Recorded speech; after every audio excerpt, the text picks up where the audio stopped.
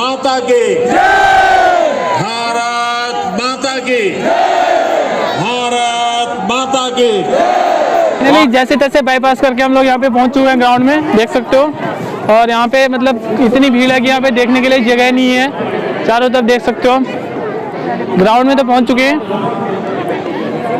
लोग पहले सरकार में थे, अगर उन्हें आपकी चिंता होती तो क्या ये परियोजना 4 दशक तक लटकती क्या? नहीं लटकती। अगर उनका आपके प्रति प्यार था तो ये काम की ये दुर्दशा होती क्या? सच्चाई यही है कि जो पहले सरकार में थे उन्होंने उत्तराखंड के सामर्थ्य की कभी परवाह नहीं। परिणाम ये हुआ कि ना तो हमें पर्याप्त बिजली मिली, ना किसानों के खेतों को सिंचाई मिली, और देश की अधिकतर ग्रामीण आबादी को पाइप से शुद्ध पानी के अभाव में जिंदगी गुजारनी पड़ी। बीते सालों से भारत अपने पर्यावरण की रक्षा भी कर रहा है, आगे चलते हैं और अपने प्राकृतिक सामर्थ्य का सही इस्तेमाल करने में भी जुटा है। आज जो प्रोजेक्ट शुरू हुए हैं वो उत्तराखंड की पहचान पावर सरप्लस स्टेट के रूप में तो सशक्त करेंगे ही, यहाँ के किसानों को सिंचाई की पर्याप्त सुविधा भी देंगे। ये बिजली हमारे उद्योगों को मिलेगी, ये बिजली हमारे स्कूल कॉलेजों को मिलेगी, ये बिजली हमारे अस्पतालों को मिलेगी, ये बिजली हमारे हर परिवार को मिलेगी। उत्तराखंड में गंगा यमुना का स्वाद यहाँ के लोगों के साथ ही देश की बहुत बड़ी आबादी की सेहत वृद्धि पर प्रभाव, इसलिए गंगोत्री से गंगा सागर तक हम एक मिशन में जुटे हैं। शौचालय के निर्माण से, बेहतर सीवरेज सिस्टम से और पानी के ट्रीटमेंट की आधुनिक सुविधाओं से गंगा जी में गिरने वाले गंदे नालों की संख्या तेजी से कम हो रही है। आज भी यहाँ नमामि गंगे योजना के तहत उधम सिंह नगर, रामनगर, नैनीताल सीवर लाइन और सीवर ट्रीटमेंट प्लांट का लोकार्पण और शिलान्यास किया गया। नैनीताल की जिस खूबसूरत झील की पहले किसी ने सूद नहीं ली, उसके संरक्षण के लिए भी अब काम किया जा रहा है। साथियों, दुनिया में कोई भी जगह हो वहां टूरिज्म तब तक नहीं बढ़ सकता जब तक वहां टूरिस्टों के लिए सहूलियत ना हो। जो पहले सरकार में रहे उन्होंने इस दिशा में भी नहीं सोचा। आज उत्तराखंड में जो नई सड़कें बन रही है, जो सड़कें चौड़ी हो रही है, नए रेल रूट बन रहे हैं, वो अपने साथ नए टूरिस्ट को लेकर के आ देंगे।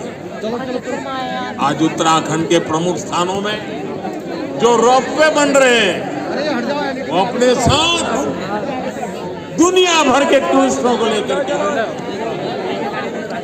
आज उत्तराखंड में जो मोबाइल कनेक्टिविटी बढ़ रही है, जगह जगह नए टावर लग रहे हैं, वो अपने साथ टूरिस्ट लेकर के आएंगे।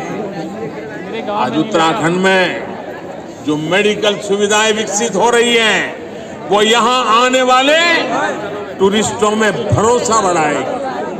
और इन सबका सबसे ज्यादा लाभ किसको होगा? इनका सबसे बड़ा लाभ उत्तराखंड के युवाओं को, हमारे पहाड़ के नौजवानों को होने वाला।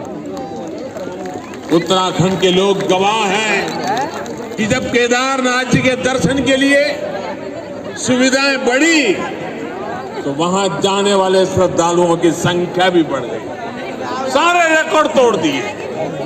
इसी तरह आज देश देख रहा है कि काशी विश्वनाथ धाम के बनने के बाद वहां भी श्रद्धालुओं की संख्या दिनों दिन बढ़ रही है। यहां कुमाऊं में भी जागेश्वर धाम, बागेश्वर जैसे पवित्र स्थल है, इनका विकास इस क्षेत्र में विकास की नई संभावनाएं बनाए। केंद्र सरकार ने नैनीताल के देवस्थल पर भारत की सबसे बड़ी ऑप्टिकल टेलीस्कोप भी स्थापित की है। इससे देश विदेश के वैज्ञानिकों को नई सुविधा तो मिली है, इस क्षेत्र को पहचान भी मिली। साथियों, आज विकास की योजनाओं में जितना पैसा डबल इंजन की सरकार खर्च कर रही है, उतना पहले कभी नहीं। जब ये सड़कें बनती हैं, नई इमारतें बनती हैं, पीएम आवास के घर बनते हैं, नए रेल रूट बनते हैं, तो उसमें स्थानीय उद्योगों के लिए, हमारे उत्तराखंड के उद्यमियों के लिए नई डबल इंजन की सरकार पूरी शक्ति के साथ खड़ी। मुद्रा योजना के तहत नौजवानों को बिना बैंक गारंटी सस्ता लोन दिया जा रहा है। जो नौजवान खेती से जुड़े हैं, उन्हें किसान क्रेडिट कार्ड से मदद दी जा रही है। यहां पर छोटी दुकानदारी करने वाले भाइयों बहनों को स्वनिधि योजना के माध्यम से मदद मिल रही है। उत्तराखंड के गरीबों के लिए, मध्यम वर्ग के युवाओं के लिए हमारी सरकार ने बैंकों के दरवाजे खोल दिए, वो अपने सपने पूरे कर सके, कोई बाधा उनके रास्ते में ना आए। इसके लिए हम जी जान से जुटे हुए हैं, दिन रात काम कर रहे हैं। यहां उत्तराखंड में आयुष और सुगंधित उत्पादों से, उससे जुड़े हुए उद्योगों के लिए भी अनेक संभावनाएं हैं। देश और दुनिया में इसके लिए एक बहुत बड़ा बाजार है। काशीपुरा का एरोमा पार्क उत्तराखंड की इसी ताकत को बल देगा, किसानों को संबल देगा, सैकड़ों युवाओं को रोजगार देगा। इसी तरह प्लास्टिक औद्योगिक पार्क भी रोजगार के अनेक अवसरों का सृजन करेगा। भाई और बहनों, आज दिल्ली और देहरादून में सत्ता भाव से नहीं, सेवा भाव से चलने वाली सरकारें हैं। पहले की सरकारों ने सीमावर्ती राज्य होने के बावजूद कैसे इस क्षेत्र की अनदेखी की।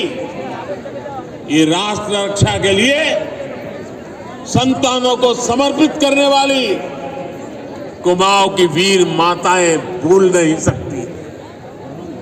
कनेक्टिविटी के साथ साथ राष्ट्रीय सुरक्षा के हर पहलू को अनदेखा किया गया। हमारी सेना, हमारे सैनिकों को सिर्फ और सिर्फ इंतजार ही कराया गया। 1 रैंक 1 पेंशन के लिए इंतजार, आधुनिक अस्त्र शस्त्र के लिए इंतजार, बुलेट प्रूफ जैकेट जैसे जरूरी सुरक्षा कवच के लिए इंतजार, आतंकियों को करारा जवाब देने के लिए इंतजार। लेकिन ये लोग सेना और हमारे वीर सैनिकों का अपमान करने में हमेशा आगे रहे, तत्पर रहे हैं। सेना को कुमाऊं रेजिमेंट देने वाले उत्तराखंड के वीर लोग इस बात को कभी भी भूल नहीं सकते। साले की बधाई। आखा दगाड़ में उणू धुधुती त्यारे की लय बदे भारत माता के भारत माता के भारत माता के बहुत बहुत धन्यवाद। माननीय प्रधानमंत्री श्री नरेंद्र मोदी जी का बहुत बहुत धन्यवाद कि आपने बहुमूल्य समय इस कार्यक्रम को दिया। वास्तव में मेहनत और पसीने की स्याही से जो लिखते हैं बुलंद इरादों को, उनके मुकद्दर के पन्ने कभी कोरे नहीं होते। हम सभी उत्तराखंड वासी देवभूमि उत्तराखंड से माननीय प्रधानमंत्री जी को तहे दिल से शुभकामनाएं एवं धन्यवाद देते हैं। चुनाव है लोकतंत्र की एकता का आधार, मतदान करके इसके महत्व को आओ करें साकार, क्योंकि हर बार की तरह इस बार फिर चमकेगी मोदी सरकार, मोदी सरकार, मोदी सरकार। भारत माता की, भारत माता की, भारत माता की।